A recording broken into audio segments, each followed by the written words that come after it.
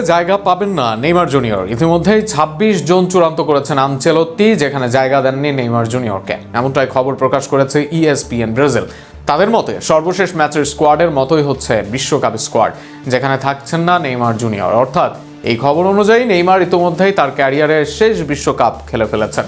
আরও থাকছে প্রতিবেদনায়। বিশ্বকাপকে সামনে রেখে ব্রাজিল জাতীয় ফুটবল দল তাদের চূড়ান্ত স্কোয়াড প্রায় গুছিয়ে ফেলেছে, এমনটাই জানিয়েছে ESPN ব্রাজিল। প্রতিবেদনে বলা হয়েছে, সাম্প্রতিক সময়ে ফ্রান্স ও ক্রোয়েশিয়ার বিপক্ষে খেলা প্রীতি ম্যাচের যে দলটি ডাকা হয়েছিল, আসন্ন বিশ্বকাপের জন্য সেই স্কোয়াডের সঙ্গেই প্রায় মিল থাকবে।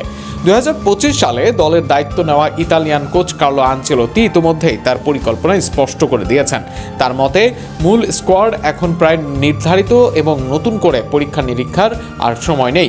অভিজ্ঞতা, ফিটনেস ও ধারাবাহিক পারফরমেন্স, এই তিন বিষয়কে তিনি সবচেয়ে বেশি গুরুত্ব দিচ্ছেন।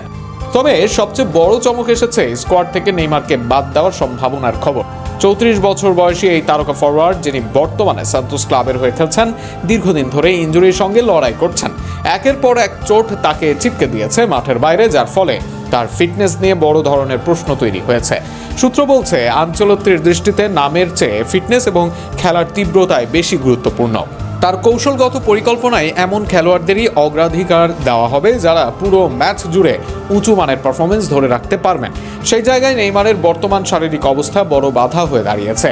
এদিকে ব্রাজিল সমর্থকদের জন্য বিষয়টি বেশ আবেগঘন। দীর্ঘদিন ধরে দলের অন্যতম ভরসা হিসেবে থাকা নেইমার যদি শেষ পর্যন্ত বিশ্বকাপ স্কোয়াডে জায়গা না পান, তবে সেটি হবে একটি যুগের অবসানের ইঙ্গিত। সব মিলিয়ে আনচেলত্তির অধীনে নতুন যুগে প্রবেশ করতে যাচ্ছে ব্রাজিল, যেখানে অতীতের তারকাদের বদলে ফিট ও প্রস্তুত খেলোয়াড়দের নিয়ে গড়া হবে ভবিষ্যতের স্বপ্নের স্কোয়াড। আর এমনটি হলে ইতিমধ্যেই ব্রাজিলের জার্সিতে শেষ বিশ্বকাপ ম্যাচ খেলে ফেলেছেন দেশটির ইতিহাসের সর্বোচ্চ গোলদাতা নেইমার জুনিয়র।